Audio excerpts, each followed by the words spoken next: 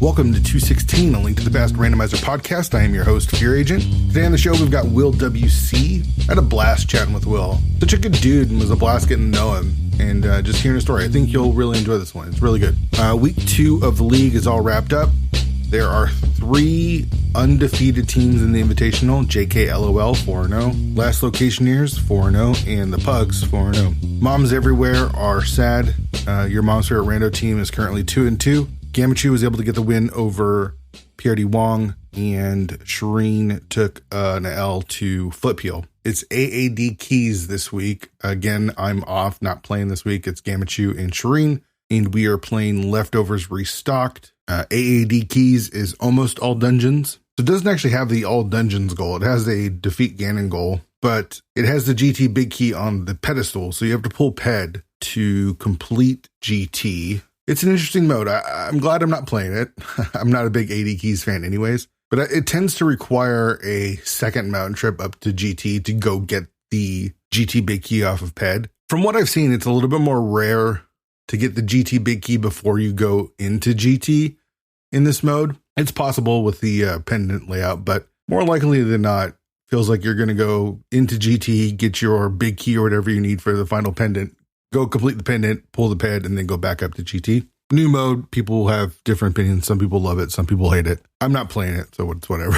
I don't care. League's been fun though. It's been pretty competitive in the Invitational. I haven't had a chance to really watch much of the Open. In fact, I haven't been able to watch much of the Invitational, except for the games that I've commentated. In our division, the Calcarigo division, you've got 5 teams at 2-2. Amish Paradise, Fendrana Drifters, Sahas Kids, Tau Rumies, and our team are all 2-2. I imagine it's going to be that way throughout most of the season in that division. In the Lost Woods division, you got 3 teams at 3-1. You've got 3 teams at 1-3 and 2 teams at 2-2. And the 2-2 teams are the Salt Miners, who won the league last year, and 2 Infinity and Pagog is also 2-2. So 2 of the stronger teams that you would think would be at the top are currently 500. Beats from the East, Fluff Around and Find Out, and the Bomb Squad, all 3-1. So that's pretty awesome. Skull Woods, you got the 1-4-0. You got 2 3-1s. Bolus Azulis is 500. And then Big on Pot, Farm Friends, Go, and Noble Foxes are all 1-3. And the Misery Mire is the same with the Pugs first at 4-0. The Bratwurst Buddies and Potato Pouch are 3-1. Cross Keys is 2-2. Then Mountain Bastion, Rando Kids, Team Hime, and the Spec Rock Bonkers are all 1-3. We still have 5 weeks, so it's all going to get ironed out. But it's definitely interesting to see at the start of the season, you know, teams like my team, the Salt Miners, Infinity, and Pagog all being 500 show that, can't predict these things. I think a couple tournaments finished up.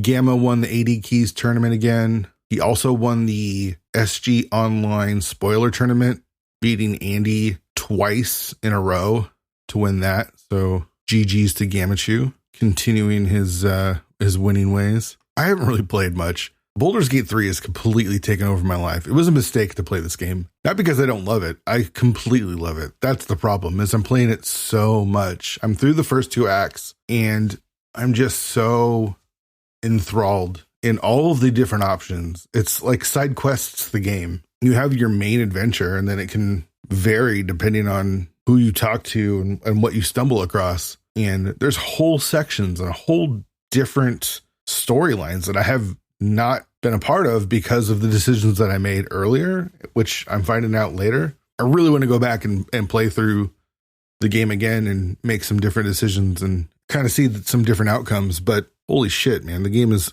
totally taken over my life. It's super hard too, as someone that's not played a lot of RPGs, and for someone that's not familiar with D&D mechanics, I'm getting my ass kicked. But I'm also having fun figuring out how to beat it. I think that's the most fun part about it is challenging. And so far I've been able to overcome those challenges, but damn, is it hard. The game does not hold your hand at all. But it's taken away from me playing rando or even practicing. I mean, the next mode that I'll be playing in the league is spoiler co-op, and I won't be playing. I'll be running the spoiler log. So it's going to be a bit until I pick up a controller. I could do a pickup race here and there, but ain't nobody got time for that when you got to rescue people in Baldur's Gate. It's been a blast, and it's been fun to branch out from Mario and Zelda. So if you're looking for an interesting CRPG and you're into the Dungeons and Dragons stuff, I would check out Baldur's Gate 3. It's a lot of fun. It'll also suck your life away if you get into it like it has mine. All right, well, let's get to the interview with Will. I really love having good people on the show, and Will is good people. I feel like I've had a string of it this season, and it continues here. So let's get to it. Here's Will WC. All right, Will, super excited to have you on the show, man. Like, of all the people that I wanted to talk to, you've been high on my list, and it's just taken me way too long to get here. So we're coming into the end of season 4, but I was like, I gotta get Will in before the season closes out, because you've been a part of the community for a while, and we've had some interactions here or there. I don't think we've really raced, but such a good dude based off of our limited interactions. And I was like, I got to get to know this guy better. So first of all, thanks for doing the show, man. Well, thank you for having me. That's quite a welcome. But I'm very happy to be on here and to be chatting with you and to kind of share a little bit more about my background and what got me into all this and what keeps me coming around, I guess. Yeah, I'm really curious about your story, because I just feel like, and we're going to talk about it, but I don't know how long you've been a part of the community. It just feels like you've been here for a long time.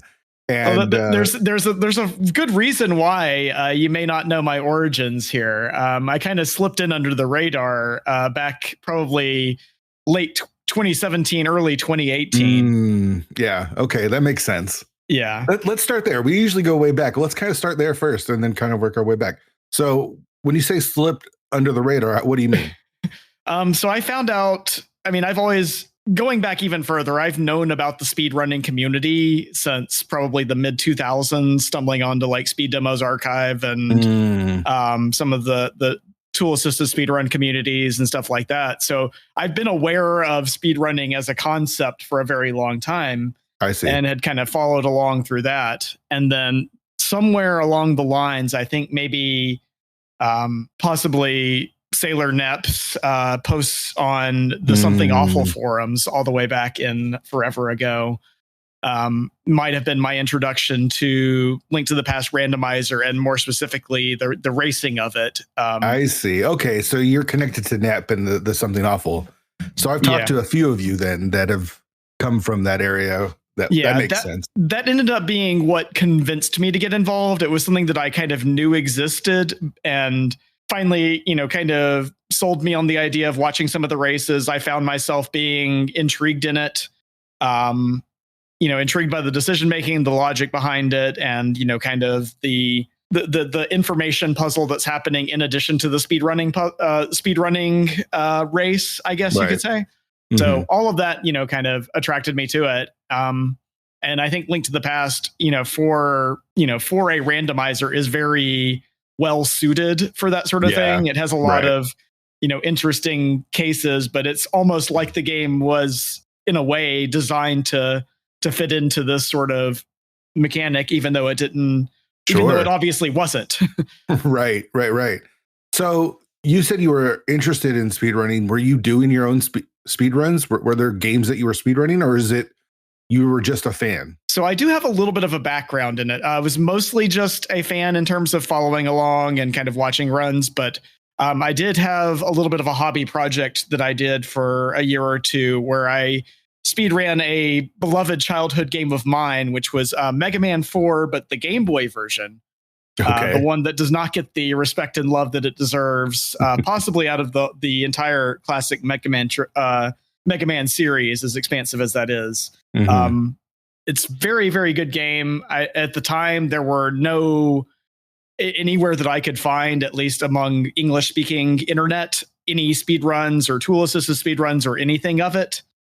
So this would have been probably around 2010 or so, was doing all of the routing for that and kind of all of the strategy stuff pretty much solo. I had a couple people that I eventually connected with and bounced ideas off of and that sort of thing. But that was kind of my main speedrun thing for a while. I did a little bit of helping with tool assisted speedruns, again with the Mega Man kind of Game Boy game series, but had a loose connection to the community, but never really gotten all the way in.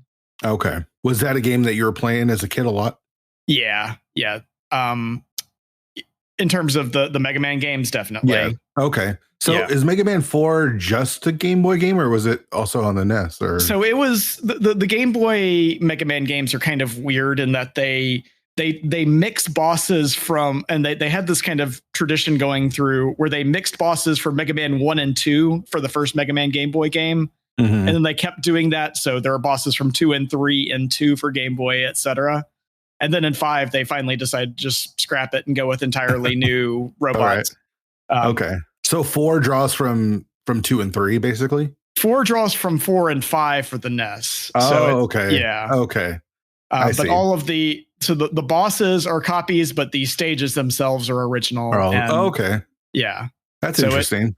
And it has a different sort of mechanic feel to it in a way, where the Game Boy games have this sort of, obviously the much smaller screen than the NES had.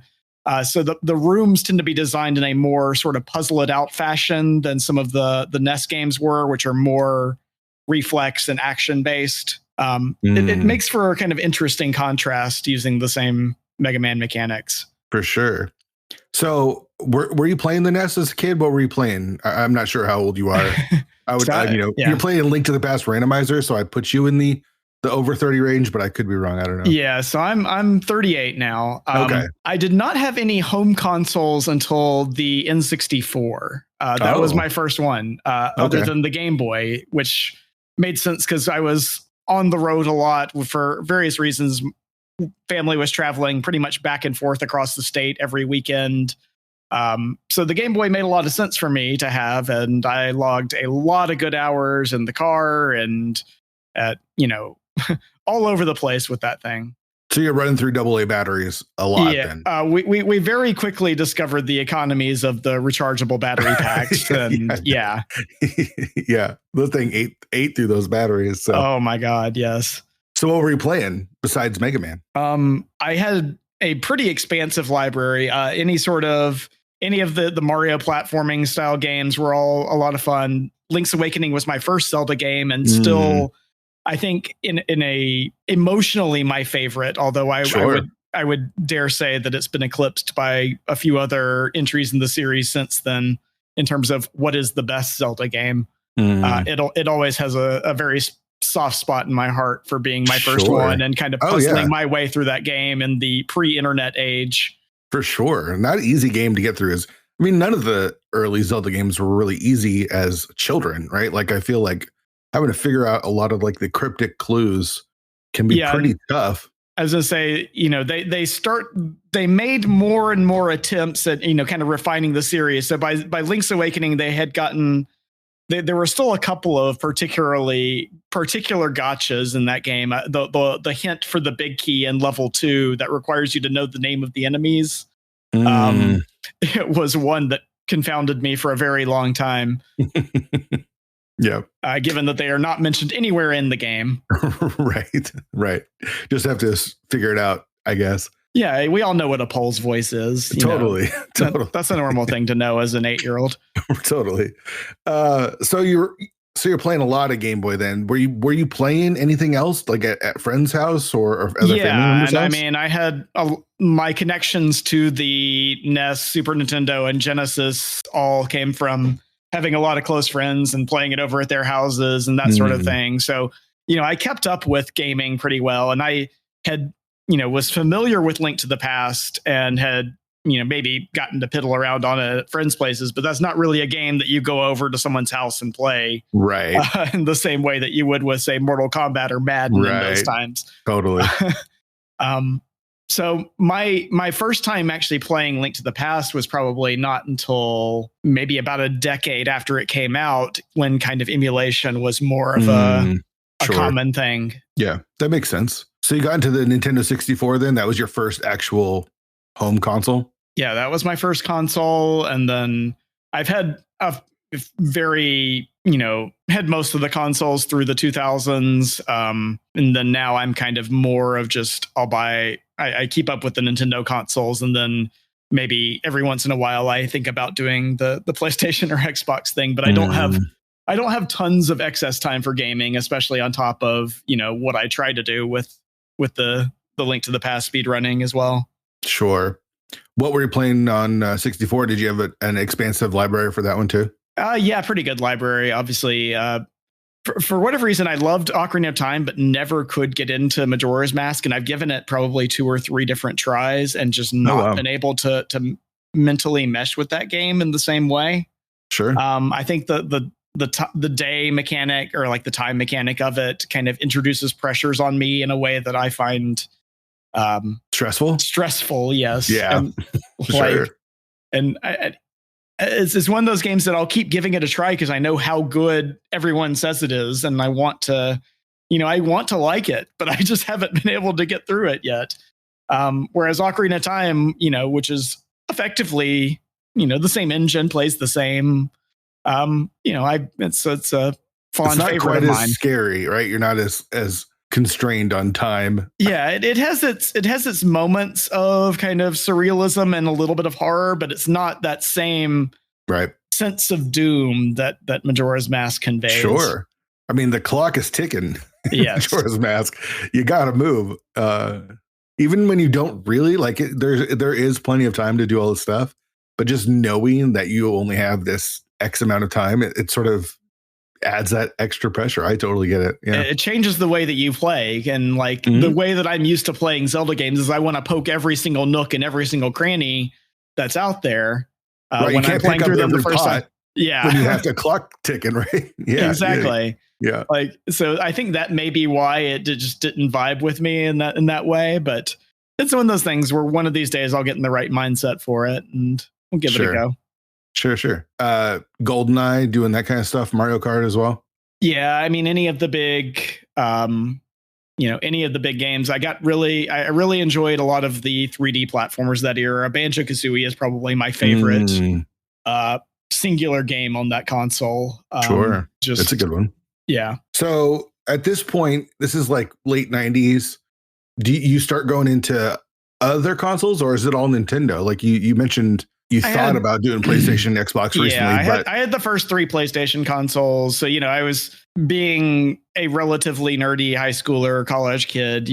Those were pretty common at the time that I was going through that stage of life. Mm-hmm. So you did branch out to did you have a 360 or a PlayStation 2? Yeah, I had a 360 as well. And played a variety of games across those. I've never been a big first person shooter guy. Some of the RPGs, although I kind of stopped having time for especially the bigger JRPG style games by about college. Sure. What was your favorite style of game then? If the JRPGs were too long because of obviously time and you weren't into first person shooters, was it more adventure game stuff? Or yeah, I'd say largely adventure games, either of the kind of 3D platforming or of the of the Zelda style exploration.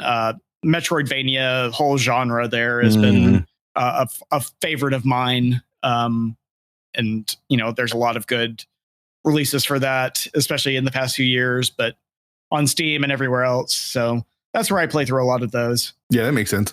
As far as competition goes, are you competitive? Did you have a competitive streak as you were growing up? Did you play sports or anything that would kind of fuel the competitive nature? I wasn't super competitive, but I've always had a little bit of a streak for that. So I've done some sports, like intramural sports, and then a little bit of adult league sports, but not at a highly competitive level, more recreational.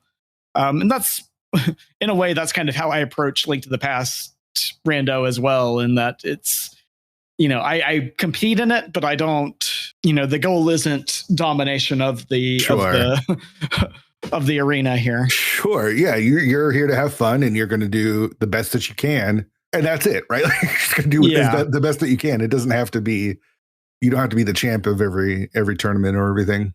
Right. So, I mean, circling back around on how I got into Rando itself, my dipping my toe in was a lot of the big, daily race that you could jump into and get exposed to kind of a lot of the same people. And first time I did that, I remember my goal being to just not come in last, which I succeeded at. I came third from last. Nice. And yeah, that's a good goal. I mean, I think we all hope just don't finish last. That's like the one goal. It's not win, just don't finish last. And Yeah. I get that. Yeah. And then, someone's got to finish last. So no shame to that. But it was, Sure. the bare minimum goal that you can set beyond just finishing the seed, which I had already, I'd played through a few on my own and gotten comfortable there. But yeah, it was just kind of dipping my toe in and then seeing some races. And then finally I start, eventually I get lucky and hit on a route or something like that. Or I have have a respectable result and get to feel good about that. And right. I think what makes Link to the Past great is the fact that when you're new, sometimes you can just hit the route, right? And it kind of works out and it's addicting, right? Because you don't have to be the best player at the game to win.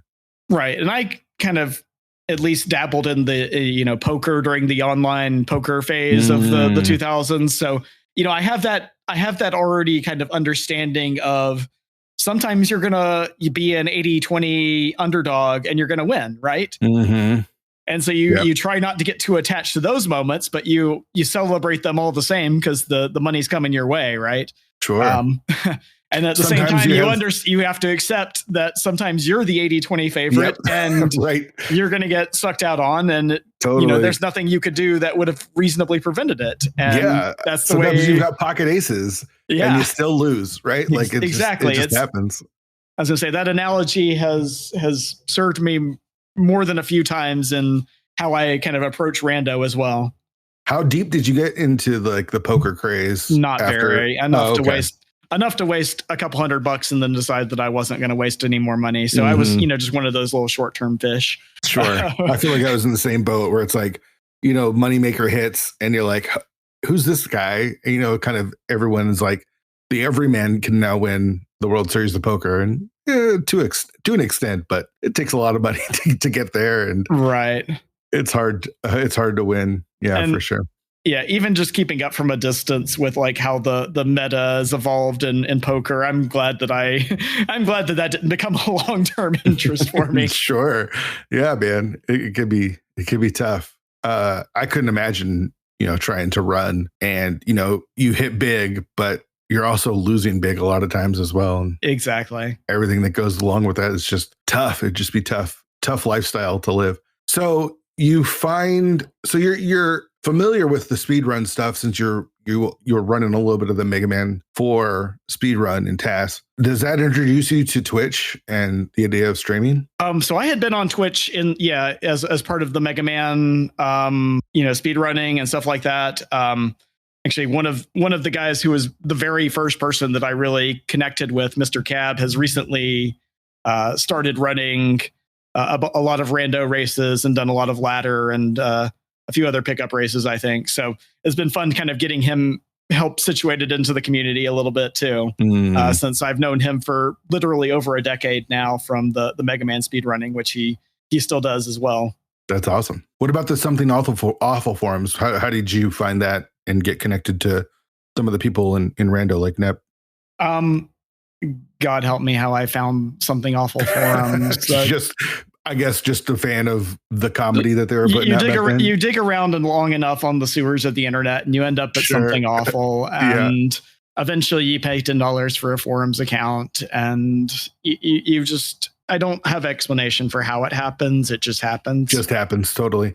What about where the rando people that you come or you get to know? Where is the connection there? Was it just certain people hanging out in the certain part of the forum, or it was basically it started from the forum thread. Eventually a Discord server got made where I got to know a few of the people there a little bit better.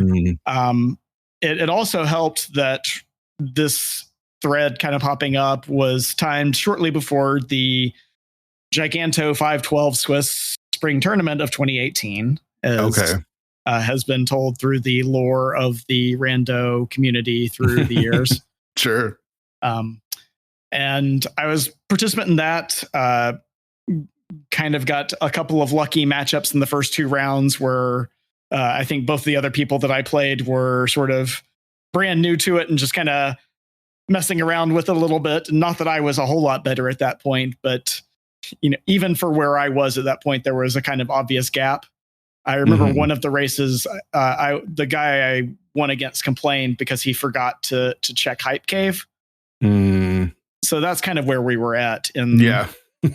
Forgetting Hype Cave is pretty crazy.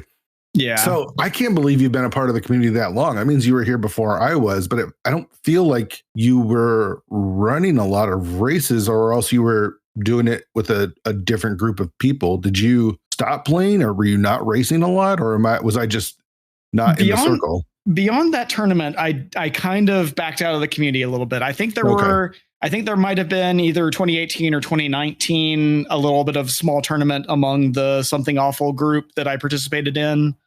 I don't remember very much about that, other than at some point I got matched up against Blaine, and that didn't go well. Sure. Yeah. I mean, it doesn't go well. That story ends the same for a lot of people. You get matched up against Blaine. It wouldn't go a whole lot. It wouldn't go a whole lot different if it happened today. Let's just put it that way. Yeah. But yeah, mostly it wasn't anything that there was no dislike of it or anything. It was just that life got a little bit busier for me, and it became something I stepped away from in focus of other things. Had like a new relationship that started kind of not long after that. Just various life things like that. So I kind of fell back out of the rando community. I still kept up with it, at least from, following some of the like speed gaming races and stuff like that. So I knew about, I knew and followed along a little bit with the first season of League, and knew about Ladder when that was coming about, but wasn't really actively involved with the community at that point until March of 2020. Some things happened. All of a sudden I had a lot more free time, and hey, there's this new rando ladder thing that we can go play on. And so, played a couple D-Rust seeds, said, okay, well, enough of the muscle memories there that I can go hack my way through whatever. And ladder was my gateway drug back into the community. I see. Okay, so I'm not crazy then. I think that's a relief. There was a good solid give or take 2-year span where I was effectively inactive within the community. Sure. Okay.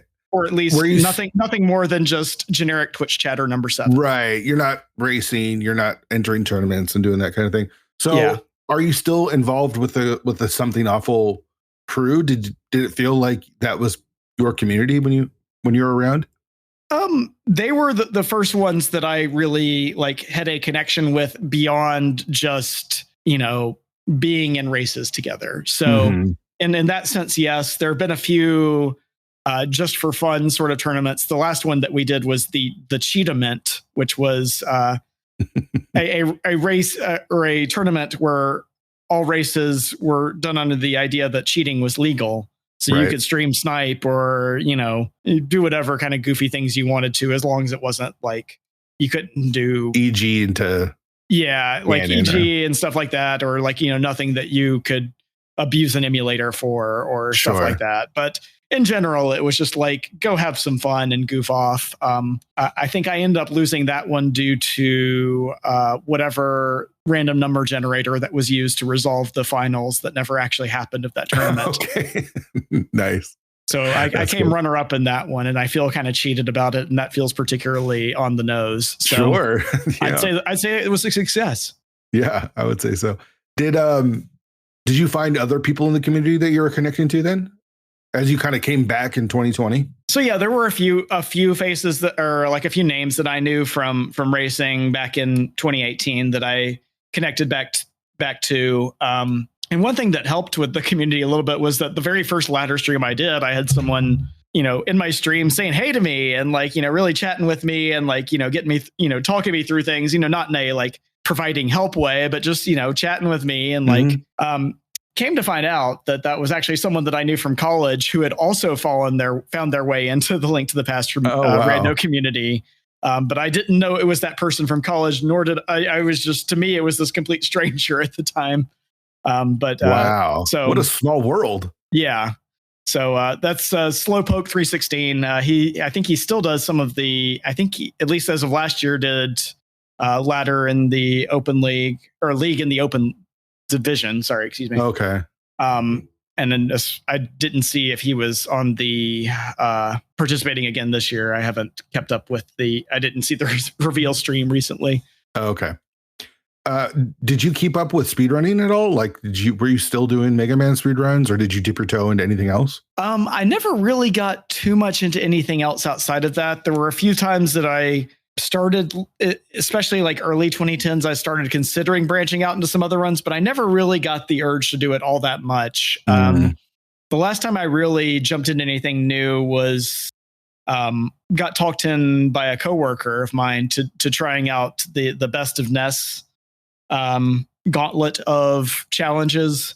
It's like is it like 20 games or something like that? 20 games, and you have goals that range from, beat the game to just beat a certain level or input a password and do this one thing.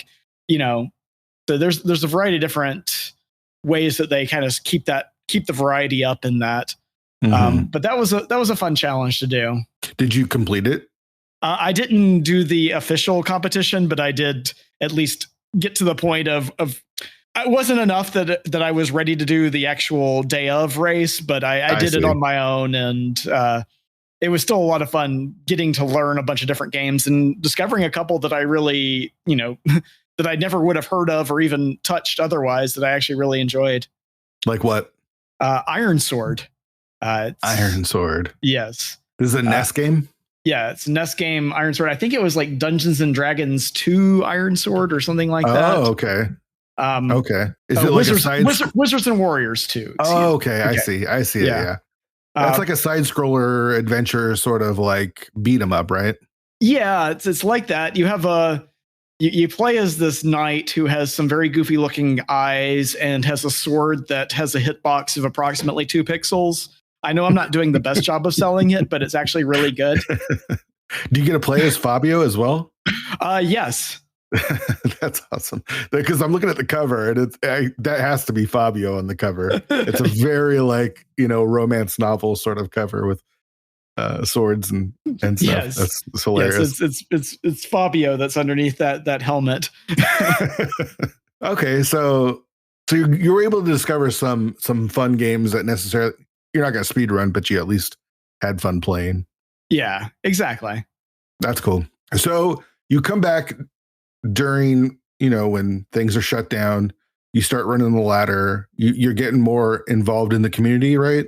Yeah, I'd say I'm getting more involved in the community, and also trying to, at this point, I'm actually, putting in, more of an effort to work on some of the speed tricks and consistency and that sort of thing. I had a pretty good baseline in terms of the bomb jumps and dark rooms and stuff like that from when I had gotten into Rando in 2018. Those were things that I picked up pretty quickly and only needed a little bit of a refresher on. So actually learning some of the boss strategies and practicing, getting familiar with the practice hack and stuff, all made, helped make that transition up, through the ranks a little bit, a lot more doable for me. Sure. Did you run any NMG for practice? I've goofed off with it a little bit, but I do not have the mindset for that game in particular in speedrunning, just because I find it so, one mistake and things have gone horribly wrong kind of in a lot of different places. So I've found myself to not particularly enjoy the NMG speedrun. And I get it. Yeah, I get it. Yeah, I for whatever reason, even though I like the aspect of Rando where you're kind of constantly figuring things out on the fly and adjusting to your item sets and stuff like that. That aspect of it is more fun to me, the improvisation, than necessarily the rote skills of, having to learn, not necessarily that everything in NMG is rote for sure, but the general, what you're going in, what your equipment is for a boss fight, et cetera, et cetera. Yep. Totally. So how did you enjoy the ladder? Ladder it hooked me pretty quick. I went out and lost a bunch of races at the start, and I expected to, and that was fine. But, getting to talk with opponents after the races, and this was before, even the threading for races. So everyone's having their conversations back and forth at each other in the post-race chat, and you can kind of that's a pretty good way to at least eavesdrop in on other people's conversations and actually connect with people and talk with people that you've seen around. The other thing that I was doing a lot at that time was checking out streams of the really good runners and finding ones who had mic on and would talk through what they were doing. Especially some of the guys who were into cross keys, which was something that I wanted to learn about. So guys like Zelga, Dasan, Wall Kicks, Goomba back when he streamed more often. Those were a lot of the guys that I was, watching a lot of streams of and occasionally chatting, but mostly just trying to kind of pick up knowledge and ask questions when it made sense and learn things a little bit more. And obviously you pick up, those sorts of guys all have execution chops as well. So you pick up a lot. A lot of things, and they're all very, I mentioned that improvisation thing, but they're all very cerebral runners, and they all have good awareness of what their items are and how they can use them to their advantage, even in niche situations. So that was something that I picked up a lot of from watching those guys as well. For sure. I mean, Zelga's one of the best at learning from. I mean, one, the dude just plays the game so well and is really good at explaining what's going on, like what's going on in his head, how he assesses the seed. And it's such a helpful way of learning how to get better, for sure. Right. And there's, obviously there's lots of guys who are, doing that. But those are the ones that I found in 2020. And they had they all kind of promote a generally chill vibe and have a good sense of humor and can, obviously have the game knowledge and execution chops to back it all up. So for sure. I'm looking at your ladder results, and your first five races are losses.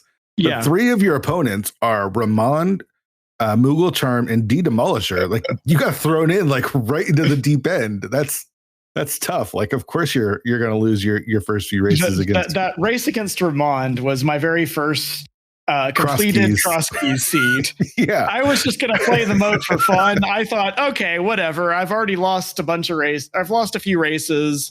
I'm sure I won't get matched up against anyone that good, right? So I think Ramon only had a handful of ladder results at the time as well, given this was early days of the ladder. And we got matched up, and I did not know who he was at that point. Sure. I learned. Yeah. I've since very much learned, and I've learned he's another person that I've learned a lot from. But that very first race, he was the first finisher in the race, and I was the last finisher in the race 2 hours afterwards. Oh man. So that's pretty funny. That was my baptism into cross keys ladder racing. I'm surprised he kept going, but I feel like that's a baptism of fire, I guess, right? Like just go against one of the best cross keys runners. To be sure, it was a great VOD to watch back the next day and learn from. For sure.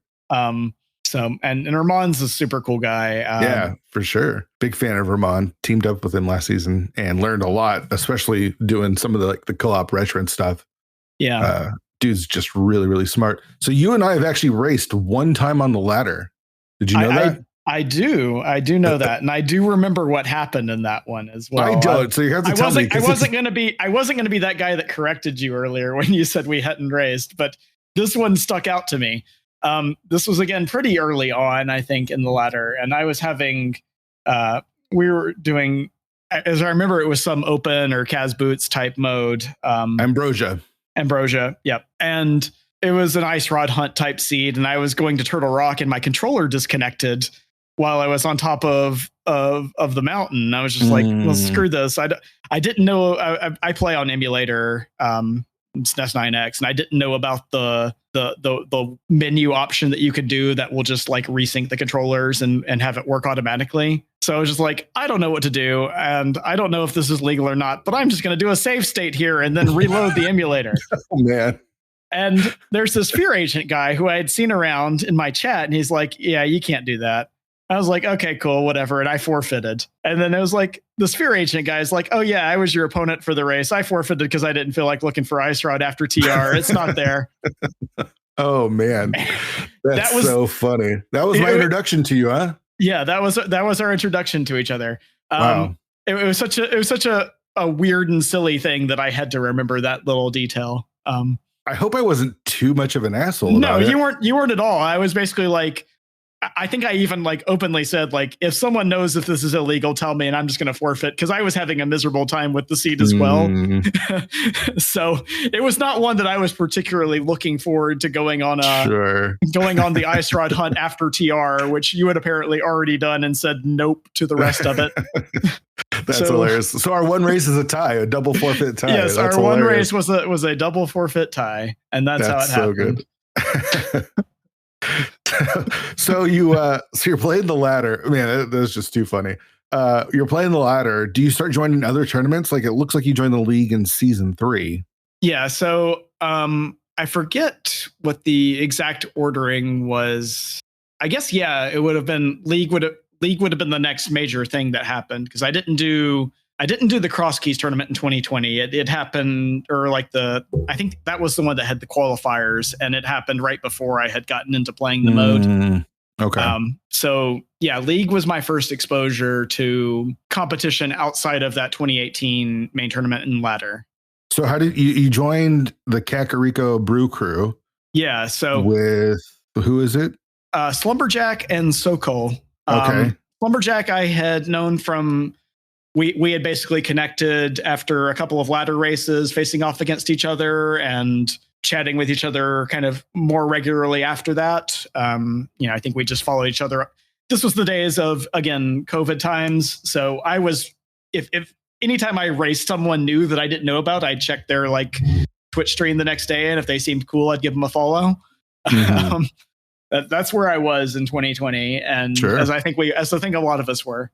Mm-hmm. But so yeah, Slumberjack and I hooked up, and then he had a connection with Sokol, and I said, okay, if you say he's cool and vouch for him, I'm good with that. So we just started hanging out together and doing voice call races, and we did a lot of especially that first season, we did a lot of training each other up as far as teaching each other some of those those strats, and talking through how we process seeds, routing and stuff like that. So I think it was a good, it was a really good experience. Both of those guys are very easy to get along with. I know neither of them stream quite as much now as they were in 2020, but Slumberjack is still around. I know he's doing League this year with Begone Pot again.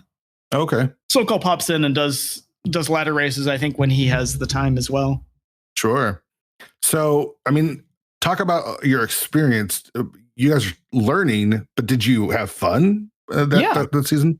Yeah, we had a ton of fun. I think we kind of none of us were particularly well-known names at that point. And so I think we kind of surprised some people that season just by being still, at least in contention for the playoffs going into the final weekend, although we would have needed to win a pair of co-op races against Ramond and Ralentan in the open division. Right. Yeah. So that would have been a tall order for any team, I think. For sure. But you went 7-7 though. Like we went 7-7. We had a lot of fun. We played, some close races, and generally we came back and we ran it back the next season, the three of us, and we did make the playoffs that season. So yeah, we're 10-4 regular season, and then looks like you lost to Dante made us join. Yeah, blame Dante as always. For sure. But that had to feel pretty good, like coming back. I feel like, not only did you come back with the same people, which is always cool because it means you at least had some sort of a connection, but you guys had to feel like you improved as well, right? We definitely all felt like we had leveled up a little bit, and there was kind of a confidence that was present, especially the second season, that wasn't there the first season. Sure. And that made, I think that made it a lot more satisfying experience in the end. We had to kind of claw our way into the playoffs in that second season as well. I think we won the last 5 races of the season or something like that to get in. Yeah, super streaky team. You guys win the first 3, lose the next 4, 1, 2, 3, 4, and then win the rest of the way until you get into the into the playoffs. So yeah. And 9-1, dude. Damn, that's impressive. Yeah, it was a good season. Yeah, I would say so. So you get the call up into the Invitational the following season. You join To Infinity and Pagog. Tell me about that. How did that kind of happen?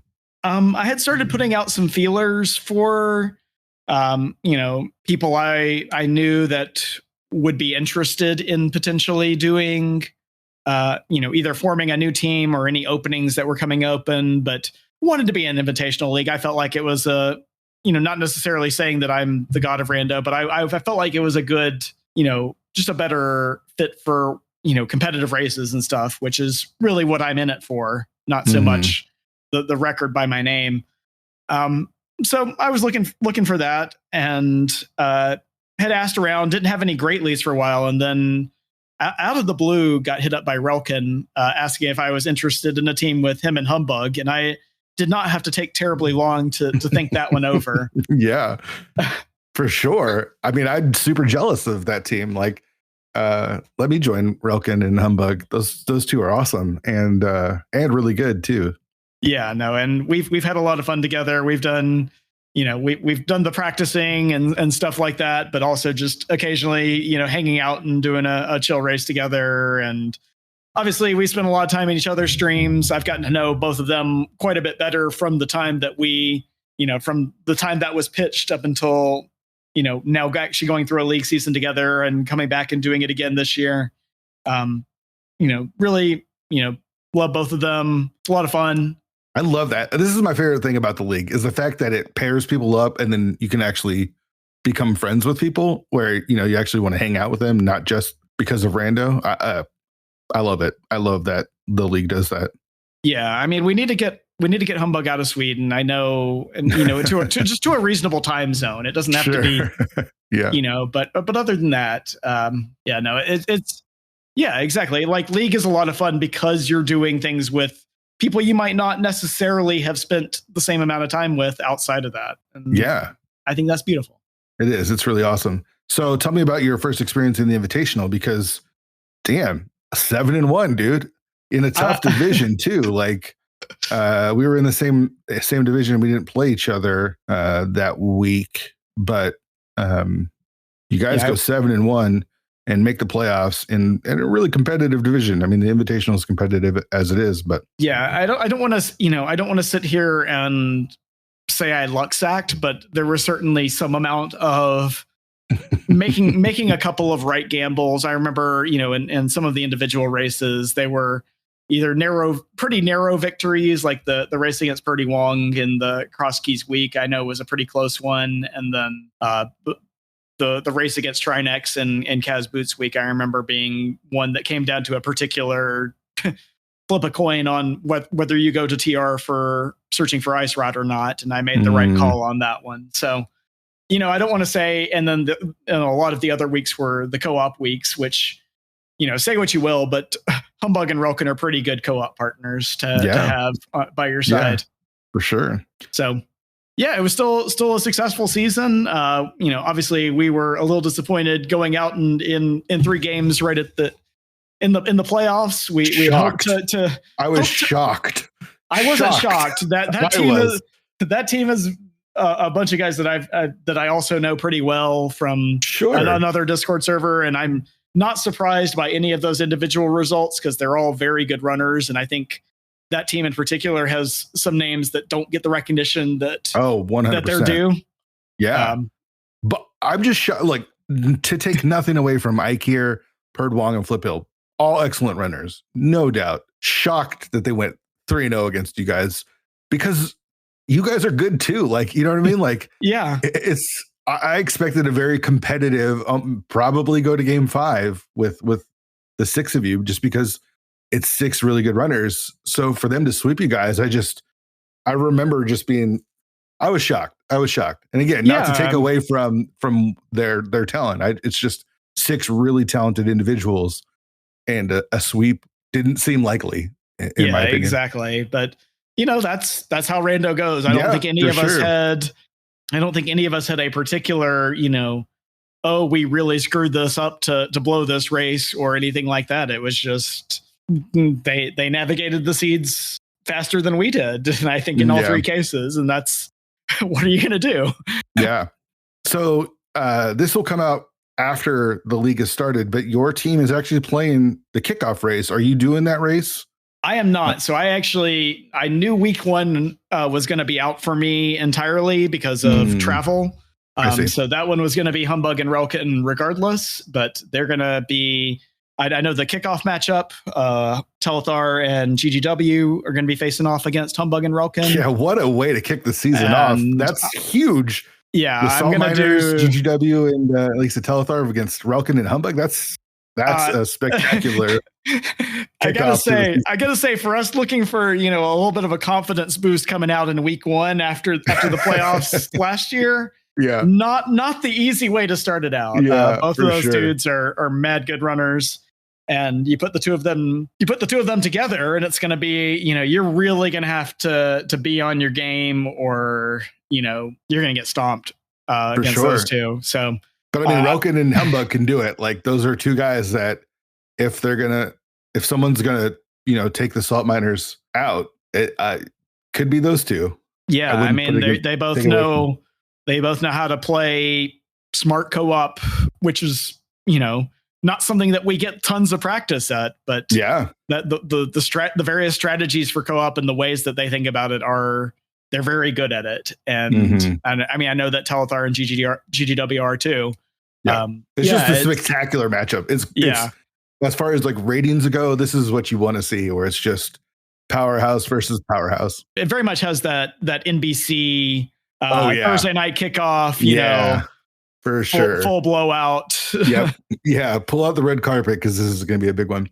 So expectations for the season, are they again hope to make the playoffs? Yeah, I think playoffs is, obviously the goal of the team is we want to win the division, and we feel like we're capable of it. But, again, we got the defending champs in week one, and there's several other, good teams. I'm not going to sit here and call out who's good and who maybe is perceived as not in our division, because, well, you don't want to be a dick, right? And who the hell knows? Sure. If someone that I don't call out goes 12-2 and kicks our ass, then I'm just going to feel extra silly about it. Stupid, so yeah, for sure. I'm not going to give the bulletin board material, basically. Yeah, but like if homemade beer, you're not going to call out homemade beer for beating you because he's a clown, right? Like don't want to call homemade beer a clown, even though he is, and he still might win, and then he's the one I probably would. Okay, talking a little. Yeah. So what about other competitive tournaments? Have you entered a lot of the main tournament or the Kaz Boots or Cross Keys tournaments? Yeah. So Cross Keys tournament I've been doing since from 2021 on. Have yet to finish with a losing record in it, but also have yet to reach the play-in game. So 4-4, 5-3, 5-3. Just right on there. The cusp. Yeah. But still have a lot of fun with it. I like the Swiss format for that one. Just kind of being a lower commitment, and just it's one that I have fun with. I don't stress about Cross Keys. The main tournament was one I did in 2021 and 22. Made it to brackets in both of those, but then got bounced in the round of 64 both times by Ball Kicks and then by Matcap. Okay. But tough. I mean, it's just tough, right? Yeah. Tournaments are tough, especially when you make it into the brackets like that. So what's your relationship with racing? Do you feel like you have a pretty healthy relationship with the game and where you're at? I think where I'm at now, I do. This year, 2023 has been me stepping away a little bit from Rando in terms of how often I've raced and how many tournaments I participated in. I did skip the main tournament this year, largely out of a little bit of life reorientation, but also a little bit of burnout in terms of just how often I was playing. And I think that's helped a little bit in terms of mindset going in. When I sit down to play, I'm not thinking about, okay, I have to do, this race and then 2 more this weekend to get through round 1 of groups. And then I have, potentially 2 more races after that. And, there's none of that. It's just like, especially with League, with Cross Keys, you're doing 1 race, maybe 2 a week in very particular cases with the League stuff. But overall, I think that's been a healthier balance for me I see. than trying to do all of the tournaments and all of the things. Sure. Yeah, it's hard to balance real life and play this game a lot and trying to keep it all fun, right? Like that's the whole goal, is to hopefully have fun. And sometimes we kind of burn ourselves out. It's like the game's addicting, right? That's the problem. Yeah, it is. It's addicting to play. And even it's addicting to play competitively. It's addicting to play just casually. Like there's a ton of fun to be had, and just cranking up a doors seed and just sipping a fruity beverage or whatever you have around and playing through that. Doing the multi-worlds and stuff is a ton of fun, and I would love to do more of those if I had the time for it right now. But sure, there's a lot of different other ways than just doing the races, especially the races where you don't get to interact, like that have stream delays and things like that. There's a lot of different ways to stay engaged and enjoy the game that, tournaments aren't the end all be all of that. Right. Totally. Have you volunteered? Were you ever part of the council or part of like an admin team or a mod team for anything? Have you volunteered for stuff outside of racing? So I've done a little bit. I never really wanted to jump onto the council. I think Dante tried to twist my arm for it for a while.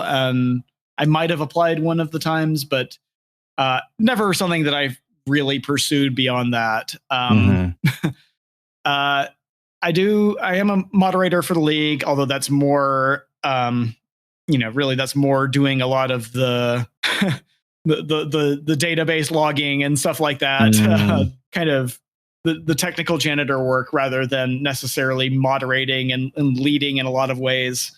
Oh, do you help Sigma with like some of the back end stuff? Is that what you're doing? I was gonna say there's, we help out with some of the SG back end stuff. Oh, I see. Okay. Yeah. As far as getting races inputted and getting them into the system for how, how Sigma's scripting and all scripting stuff parses everything out. We get the team names in there in the format expected so that I see everything ties in together. I see. And, mad props to Sigma and to Synac and everyone else who puts in the dev work that, makes all that stuff work. Because it's amazing. It's incredible. Yeah, it's a ton of work and a ton of knowledge there, and it's immensely valuable to the community. They added Pick'em this season. I can't believe it. Like I had no idea that was coming, and I saw that on the reveal stream, and I just lost my mind. That is super cool. It's all built into the site.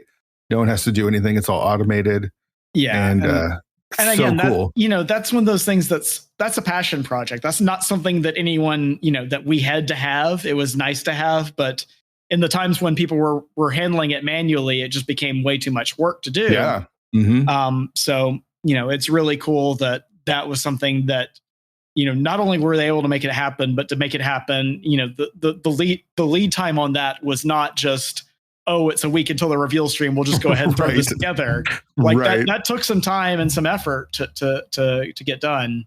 For sure. So, it was a very cool surprise. So with the way everything has kind of happened and blown up in the last couple of months, what's your take on how the community is? You've been a part of the community on and off for over 5 years now. What's your take on where we're at with Tark and how things are being handled now? Things are heading in the right direction. I think, there are little details here and there that I can quibble with, but for the most part, I've tried to be, if anything, I've tried to step away from the legalese and the figuring out the details, because there's a lot of people who really, have strong opinions about that sort of stuff. And whereas I'm pretty good with the flow. You tell me what the rule set is, and as long as it's not ridiculous, I'm going to go with it. I don't like Specky Clip was one that I was fine when they banned it, and now that it's been approved, I'm fine that it's been approved. Like I really just, there are a couple of approved glitches that I think, that you can ask me my opinion on. I could tell you that, hey, I don't think this one should be in. I think it, blah, blah, blah. But end of the day, that's not what this is all about. Yeah. It's maybe one that gets an outsized portion of the attention when developments happen there, but that's not what it's all about. And I really think there is a good faith effort by everyone that's been, the admins that were elected, and then by, everyone who's stepping up in the various roles that have come up since then. I think that's what it's about, is reestablishing good faith and trying to, handle things that, for the overall community, so that not every sub community or tournament has to, make decisions, remember which rules are legal, which, all this sort of stuff. Just having having that standardized template, and then being able to provide the framework for things to continue growing through the community. Yeah. Do you think it was handled well? Like, I feel like you're quieter you're not one of the people in Discord trying to argue your point. And I think what you said about like the glitches and stuff makes it clear that like it doesn't matter as much to you. And that's not fair to say. Like, it matters because it affects you, but you'll go with whatever it feels like the community decides. I think in any case where there's, something like, say, Specky, where there's completely valid arguments on both sides of it. Yeah. And I don't have, like I said, strong opinion. I don't have a super strong opinion. I kind of came down on I was, like I said, I was fine with it not being allowed initially. Yeah. And I think that was the side I initially came down on. As time's gone on, I don't think it's going to destroy the meta. As someone who plays a lot of entrants, I think it has more potential for affecting things there, but it's not an out and out, like, game changer. Yeah. It's not breaking cross keys. Like, right. It might affect some seeds, but it's not breaking the game. Exactly. My complaint with it, if anything, is that there's no real like risk reward to it, as there is with some other glitches. Sure. That have been allowed. But again, we're getting in the weeds here. And that's right. Kind of the opposite of what I think the goal is or should be for, how the council came about. Sure. Obviously, I think it was surprising that it was like so overwhelming. The community wanted it, right? Like, I think that's kind of, I feel a lot where that you do the same that you do, where it's like, if Icebreaker is illegal, then it's illegal. And if Icebreaker is legal, then I'll do it. And if Harapot's illegal, then I'll stop Harapotting. And if it's legal, then I'll Harapot. Like, it doesn't really matter to me. I'll just play whatever the rules are. And I was going to say, none of the glitches that have come about in the, at this point, almost 6 years that I've been involved in the community, none of the new glitches have been truly like, they've all evolved the meta in some small ways. Like, I remember when, the mimic clip became legal, and, oh gosh, who's ever going to have a seed where they have to climb GT without a bow? And then it doesn't take that long before it happens, given the number of races that happen. Yeah. And you start seeing things like that, or, they come up and they affect individual races, but you could also go, I've done a couple hundred ladder races. I've done probably dozens of tournament races and other things. I still haven't had a race that I've lost due to not being able to hover. At least not, not directly, where I can just say, oh, well, if I could have hovered, I would have won. And because I couldn't, I had, 30 minutes lost due to last locating my, hook shot in Pendant Swamp, whatever. I still have not had a race like that. Wow. So, at the end of the day, I think stuff like that gets blown way out of proportion for how often it actually affects races. And, generally, I think people would be better, or not this, that was going to sound bad. I was going to say, I think, I think, chill out. People just need to chill out a bit, right? Yeah. I think that's basically just chill out a little bit. Like, and even at the end of the day, like, it's a race in a 35-year-old video game. Like, at worst, you lose your time, right? Like, you're not losing money. We're not playing for anything other than bragging rights. Right. And there's not really there's not esports cred here. There's not sponsorships at stake. I mean, I know there's a handful of, we got the Madrinas folks and a few others, but sure. In general, that we're not pulling, unless you win SGL. Yeah. You're not winning a tournament and all of a sudden become an Andy, right? Like, you're not the biggest streamer and doing this full time. You win a tournament and life goes on, right? Like, most people will say, hey, cool, you won a tournament, and then it's over. And it's like, we just need to chill. just chill out a bit, just a little bit. That's been my reaction to a lot of things, but that's also my reaction to a lot of things outside of the the computer screen too. So. Yeah. And I think that's what makes you a person that people gravitate towards or want to hang out with, is because it's easier to hang out with someone that's chill and cool and relaxed and is here to have a good time. And I don't know. I'm drawn to those people for sure. If anything, I sum up my style of person, or like my personality, as kind of that of the positive shit poster. Which doesn't always happen. Sometimes I put my foot in my mouth for sure, but in general, I try to be like the guy who's goofing off, but also like in a way that isn't poking fun at someone's expense or anything like that. And there's, like I said, I'm playing this, competitively, but to have fun is the purpose. None of us are getting rich off this. I spent way more on Twitch subs than I've raked in on my own. 100%. Yep. Gosh, how much I can't even begin to calculate how much I refuse to do the math. It's going to be depressing. It's going to be depressing, man. All right. So having said all of that, let's talk tilt. How do you handle it? Whether it's in the middle of a seed or at the end of a seed, or even not with rando and just in life. How do you handle your tilt? So I think how I handle tilt, at least in rando, is that I've gotten away from kind of the worst of it, I think, in recent years, as I've been doing lower stakes play, at least on my own. But generally, my tilt comes in not from, I got beaten necessarily, but from, I'm playing below standards, or, I'm making mistakes that are, affecting me. So a particularly bad, boss death or overworld death, that's the kind of thing where it's going to put me in that sort of, in that tilt state a little bit. And I can, learning to manage that has mostly been being able to recognize it, first of all, take a couple of deep breaths, cleanse the mind as best as possible, and then just, try and refine, get back into the zone of, focusing on either the seed, if I'm having to adjust my route as a result of it, or, just focusing on execution if it's something where I'm retrying a boss or something like that. Mm-hmm. Yeah. It's tough. It's tough to handle it. And honestly, I'm surprised you get tilted, which is weird to say, right? Because we're all humans and we do get tilted. Yeah. But again, your public persona, and I don't want to say that as a way of demeaning who you are, like who you are, because I feel like you're authentic in who you are, is just someone that's so chill. And I always, in my mind, see people that are chill like you and cool as never getting tilted or be able to handle their tilt. So the fact that you're human, I think, is the big takeaway here. I do have many human characteristics. Yes.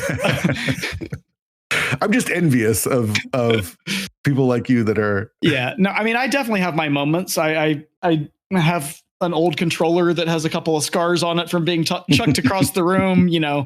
I certainly there are times where I've dealt with my tilt less than successfully. Sure. Yeah. But, for the most part, that's the sort of thing that I've learned to recognize it in myself, and kind of being, and that's something that's been true, I think, more broadly for me from a just mental health perspective, is, being more in tune with what my emotions are, and, having control over them and not letting them control me. That's something that I've made a lot of progress on. And I guess rando has been one small piece of the way that I've dealt with that. And I guess, recognizing tilt and some other things like that. That's awesome. Yeah.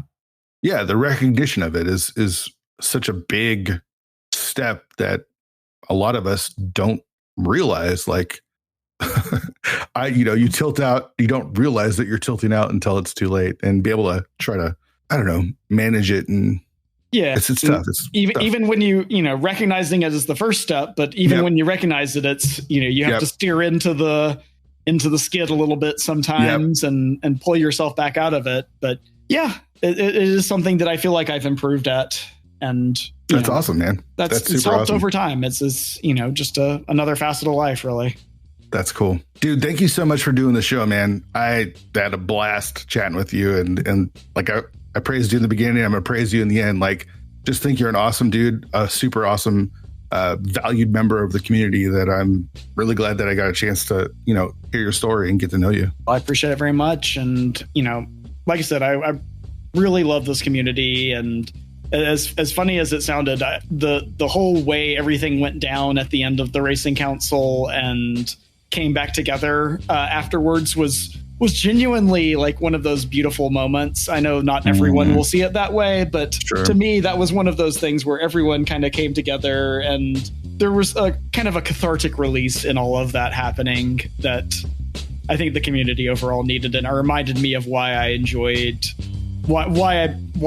being a part of this so much. And it's, a lot more than just my enjoyment of an old video game. I really like the fact that Will ends his conversation talking about how he wants the best for the community and he likes to see how the community can come together. Just kind of shows how selfless he is, and again, just a really good dude. I'm really drawn to those people. I've had too much negativity in my life to want to waste any time on people that are cynical and negative. So I'm really drawn to people like Will, and I had a really good time talking with him, and I was glad to hear his story. So thanks to Will for coming on the show. Really appreciate it. Next week on the show, we've got James FNX. And James has been around for a long time, and real honest, frank, great conversation that happens there as well. I'm really excited for everyone to hear that one. Really excited for James to have an opportunity to share who he is and his struggles and his thoughts on the community and his thoughts on the game and his approach. It's great. So come back for James FNX next week. Then we're going to wrap this whole season up with Allison. 24 regular season episodes for season 4, and then a whole bunch of bonus stuff. So it's been busy. It's been a busy season. Really appreciate everyone listening. Anyone that takes the time to listen to the show, anyone that takes time to chat in the Discord means a lot. Really does. Speed Gaming Live's coming up in just over a month, and I will be there. Got my plane ticket, got my event ticket, got my hotel booked. I'm really excited to meet everyone, and I don't know if we're going to do any stuff for 216. I don't know if there'll be any interviews or any sort of podcasting, but open to ideas, and we'll see. I just want to go and have a good time, play a little rando, eat a little food, have a little drink. We've got a channel in the Discord dedicated to it. So if you're going or are thinking about going and you want to share stuff, then that's the place to be, the 216 Discord. You can get the link to that on 216pod.com. Subscribe to the show wherever you get your podcasts. We're available everywhere. And that's going to do it. Come back next week for James F. Next. Thanks for listening.